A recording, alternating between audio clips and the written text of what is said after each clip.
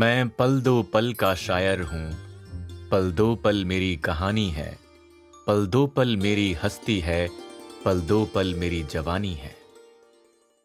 मुझसे पहले कितने शायर आए और आकर चले गए। कुछ आहें भर कर लौट गए। कुछ नगमे गाकर चले गए। वो भी एक पल का किस्सा था। मैं भी एक पल का किस्सा हूं। कल तुमसे जुदा हो जाऊंगा, जो आज तुम्हारा हिस्सा हूं। मैं पल दो पल का शायर हूं। मैं साहिर सच के मकाम से बोल रहा हूं। मेरा बोलना उतना ही सच है जितना आपका सुनना। मैं उतना ही सच बोलूंगा जितना इस दुनिया ने मुझे दिया है। मैं साहिर लुधियानवी। दुनिया मुझे इसी नाम से जानती है, लेकिन मेरा असली नाम अब्दुल हई है। मेरी मां ने मुझे बताया कि मैं 8 मार्च 1921 लुधियाना के करीमपुर में पैदा हुआ था। मेरी मां का नाम सरदार बेगम है। मेरे वालिद मां को इसी नाम से पुकारते थे और मैंने घर के दस्तावेज में अपने वालिद यानी पिता का नाम फजल मोहम्मद देखा है। मैं जमींदार घराने में पैदा हुआ। अपनी बहनों का इकलौता भाई था, इसलिए मेरी परवरिश में कोई कमी नहीं हुई और लाड़ प्यार मुझे अपनी बहनों से ज्यादा मिला। मैं साहिर लुधियानवी अपनी कहानी अपनी जुबानी बता रहा हूं, लेकिन अभी तक की कहानी में वो साहिर पैदा नहीं हुआ जिसे दुनिया जानती है। जमींदारी और झूठी इज्जत के शौक में मेरे वालिद एक के बाद एक कई शादियां करते गए। हवेली में मेरी माओं की तादाद बढ़ती गई और मेरी असली मां की इज्जत घटती गई। मुझे अपनी मां जान से प्यारी थी और मैं अपनी मां की जान तो था ही। इसलिए मेरी मां ने हवेली में बगावत का ऐलान कर दिया। औरत की बगावत किसी भी जमाने में इस जमाने ने कबूल नहीं की है। इसलिए मेरी मां को मुझे लेकर हवेली से निकलना पड़ा। जो कल तक हवेली का वारिस था, आज सड़कों पर ठोकरें खाने के लिए मजबूर है। मेरी शुरुआती पढ़ाई लुधियाना के खालसा हाई स्कूल में हुई। मुझे जिंदा रखने के लिए मेरी मां कतरा कतरा मरती रही। जैसे तैसे मैं स्कूल से गवर्नमेंट कॉलेज में आ गया। ये 1939 का वक्त था। कॉलेज आते आते हालात ने मेरे अंदर एक शायर पैदा कर दिया था। वैसे पैदा करने की सलाहियत और ताकत सिर्फ औरत को मिली है। यह ख्याल मेरे मन में इन्हीं दिनों आ गया था। औरत ने जन्म दिया मर्दों को, मर्दों ने उसे बाजार दिया। जैसे मेरे वालिद ने मेरी मां को छोड़ दिया था, वैसे ही मैं उनके दिए हुए नाम और पहचान को भी छोड़ देना चाहता था। इसलिए मैंने अपना तखल्लुस साहिर रख लिया। साहिर का मतलब जादूगर होता है। लुधियाना को भी अपने नाम के साथ जोड़े रखा, इसलिए मैं साहिर लुधियानवी बन गया। शायरी ने चंद दिनों में साहिर को चमकता सितारा बना दिया। इस सितारे का इंतजार कई चांद करने लगे। उनमें से एक नाम अमृता का है। अमृता वो रोशन चांद है जिसकी रोशनी ने मेरी शायरी को जिंदगी बख्शी है। ठहरो साहिर, इश्क के रास्ते पर तुम अकेले ही जा रहे हो। मैं कब से तुम्हारा इंतजार कर रही हूँ। मैंने सोचा कि तुम मेरे बारे में सोचोगे, मुझे देखोगे, मेरी तरफ पलटोगे, नजदीक आकर कहोगे, अमृता, मैं आ गया, तुम्हारा साहिर आ गया। लेकिन तुम तो शनासाई से पहले ही हर जाई हुए जा रहे हो। ये कैसी मोहब्बत है साहिर? क्या मुझे अभी और इम्तिहान देना होगा? इश्क साबित करना पड़ेगा? मैंने तुम्हारी नीयत पर कभी शक नहीं किया। तुमसे मोहब्बत का इकरार इनकार कुछ नहीं मांगा, तकरार भी नहीं की। बस दिल की सुनी और रूह में उतार लिया तुम्हें। मैंने तो उस साहिर को देखा भी नहीं था, सिर्फ पढ़ा था किताबों में, रिसालों में, अखबारों में। उसके बाद शायर को दिल ने और साहिर को रूह ने कबूल कर लिया। लेकिन तुम मुझे कबूल करने में देर क्यों लगा रहे हो? मन में हिचकिचाहट और दिल में गुरेज कैसा है? किसी से डरते हो? अपनी अम्मी से, या जमींदार अब्बा से, या फिर इस जमाने से जो हमेशा ही मोहब्बत का दुश्मन रहा है, या फिर अपनी तकदीर से? वैसे तुम अपनी शायरी में तो बड़े बहादुर दिखाई देते हो, दुनिया से टकराने की हिम्मत दिखाते हो, तकदीर से लड़ने और वक्त बदलने की बात करते हो। साहिर, तुम किससे डर रहे हो? तुम जमींदार के बेटे हो, शायर हो, और सबसे बड़ी बात ये कि तुम मर्द हो।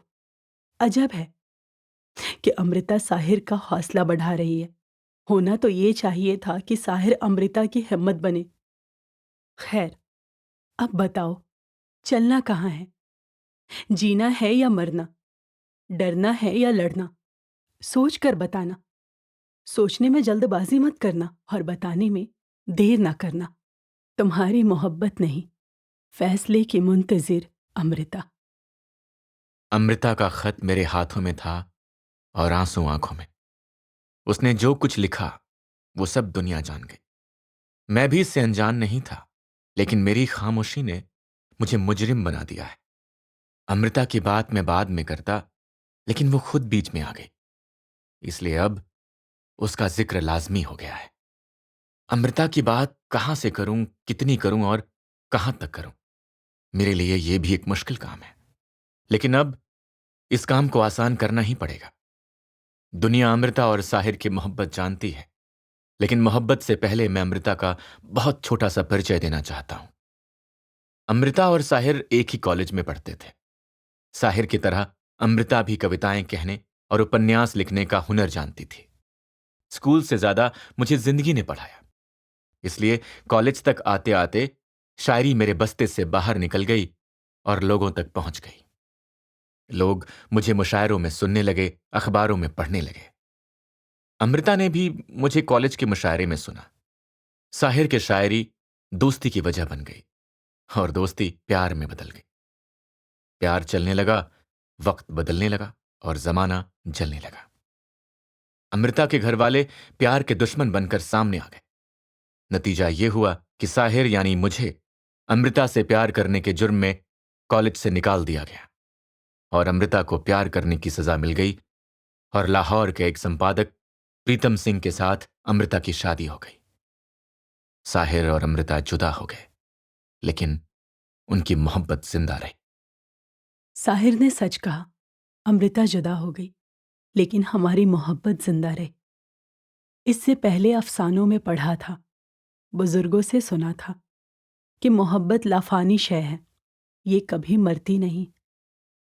आज महसूस कर रही हूं, शायद साहिर को भी महसूस हो रहा होगा। इश्क और मुश्क छुपाए नहीं छुपती, इसलिए मेरे दिल की बात प्रीतम ने भी जान ली। प्रीतम मेरे पति का नाम है। वैसे अमृता और साहिर कॉलेज के ज़माने से ही बदनाम हो चुके थे, यानी हमारी मोहब्बत आम हो चुकी थी। इसलिए अमृता के प्रीतम को मेरे इश्क की कहानी सुनकर ज़्यादा सदमा नहीं पहुंचा। बस उन्होंने यही कहा कि अब तुम्हारी शादी हो गई है। शादी से पहले वाली ज़िंदगी पर सवाल मैं नहीं करूँगा, और शादी से बाद वाली ज़िंदगी का जवाब तुम साहिर को नहीं दोगी। प्रीतम को अमृता के माजी से कोई शिकायत नहीं थी, बल्कि मुस्तकबिल की फ़िक्र थी। प्रीतम के इस शरीफाना किरदार ने मुझे बहुत प्रभावित किया और मैंने अपना सब कुछ उसे सौंप दिया। इस सब कुछ में मोहब्बत शामिल नहीं थी। मैं इस वक्त प्रेमिका का धर्म भूलकर पत्नी का धर्म निभा रही थी। जब कभी मेरे अंदर की प्रेमिका सर उठाने लगती, साहिर को याद करने लगती, तो मैं उसे भूलने के लिए कलम उठा लेती और कुछ लिखने लगती। कभी कविताएं लिखती, कभी उपन्यास, तो कभी आत्मकथा, जिसमें छुपी है मेरी व्यथा। शायद यही हाल साहिर का होगा। कॉलेज से निकाले जाने का गम, अमृता की शादी, जमींदार बाप का जुल्म और मां की बेबसी ने मुझे लुधियाना छोड़ने पर मजबूर कर दिया और हालात ने लाहौर की तरफ ढकेल दिया। यह 1944 का वक्त था जब साहिर ने लाहौर को अपना ठिकाना बना लिया। हालात की सख्तियां और दुनिया से मिली तलखियां दोनों का तर्जुमा मैं अपनी शायरी में करने लगा, जिसके नतीजे में साहिर की पहली गजलों की किताब तलखियां मंजरे आम पर आई। तलखियां यानी कड़वाहट, मगर लोगों को इसमें शायरी की मिठास का एहसास हुआ। नतीजतन तलखियां कामयाब हो गई। इस कामयाबी ने साहिर को एक अजीम शायर बना दिया। मेरी शोहरत की परछाइयां बहुत दूर तक पहुंच गईं। जवान रात के सीने पे दूधिया आंचल, मचल रहा है किसी ख्वाब मरमरी की तरह। हसीन फूल, हंसी पत्तियां, हंसी शाखें लचक रही हैं किसी जिस्म नाज़नी की तरह। फिजा में घुल से गए हैं उफ़क़ के नर्म खतूत। ज़मीं हसीन है ख्वाबों की सरज़मीं की तरह। तसव्वुरात की परछाइयां उभरती हैं। रवां है छोटी सी कश्ती हवाओं के रुख पर। नदी के साज पे मल्लाह गीत गाता है। तुम्हारा जिस्म हर एक लहर के झकोले से मेरी खुली हुई बाहों में झूल जाता है। तसव्वुरात की परछाइयां उभरती हैं। मैं फूल टांक रहा हूं तुम्हारे जूड़े में। तुम्हारी आंख मुसर्रत से झुकती जाती हैं। न जाने आज मैं क्या बात कहने वाला हूं। जबान खुश्क है, आवाज रुकती जाती है। तसव्वुरात की परछाइयां उभरती हैं। दौलत से गरीब साहिर अपनी शायरी और इश्क से दिनों दिन अमीर होता जा रहा था। इश्क की मायूसी शायरी में निखार पैदा करती है, लेकिन इंसान को शराब का आदी भी बना देती है। अमृता की दोस्ती में कमी हुई तो साहिर ने शराब और सिगरेट से दोस्ती कर ली, लेकिन जमाने से दुश्मनी चलती रही। इसी दौरान आलमी जंग भी चल रही थी। बंदूक की गोली और तोप के गोलों से हजारों लोग मरने लगे और लाखों लोग मरने के लिए फौज में भर्ती होने लगे। यह दूसरे विश्व युद्ध का समय था। मैंने इस आलमी जंग की मंजरकशी कुछ ऐसे की है।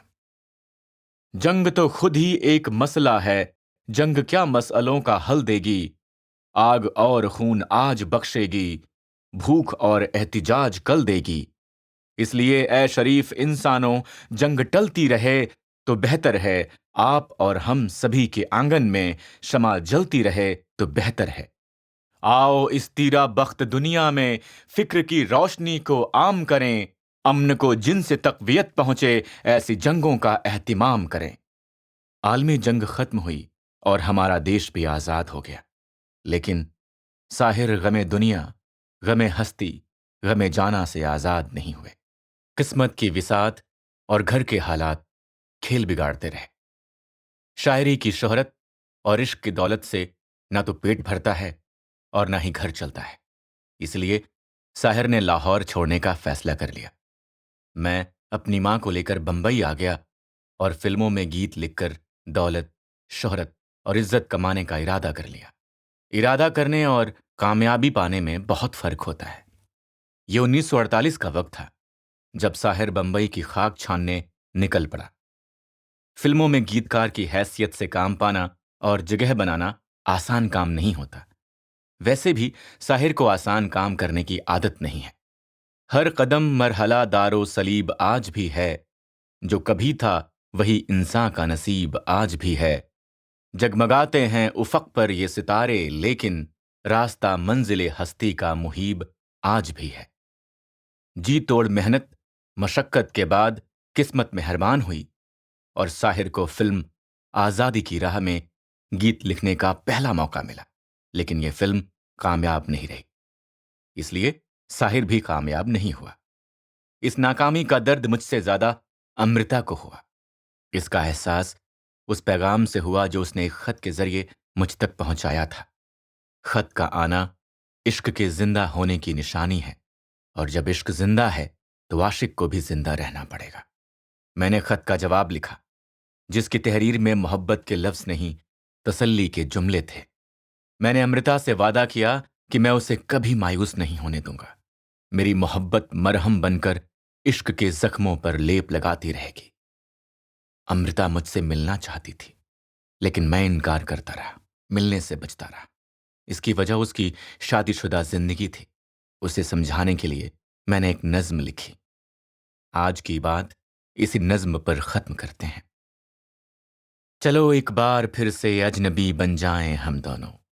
न मैं तुमसे कोई उम्मीद रखूं दिल नवाजी की, न तुम मेरी तरफ देखो गलत अंदाज नजरों से। न मेरे दिल की धड़कन लड़खड़ाए मेरी बातों से, न जाहिर हो तुम्हारी कश्मकश का राज नजरों से। चलो एक बार फिर से अजनबी बन जाएं हम दोनों। तुम्हें भी कोई उलझन रोकती है पेश कदमी से। मुझे भी लोग कहते हैं कि ये जलवे पर आए हैं। मेरे हमराह भी रुसवाइयां हैं मेरे माजी की। तुम्हारे साथ भी गुजरी हुई रातों के साए हैं।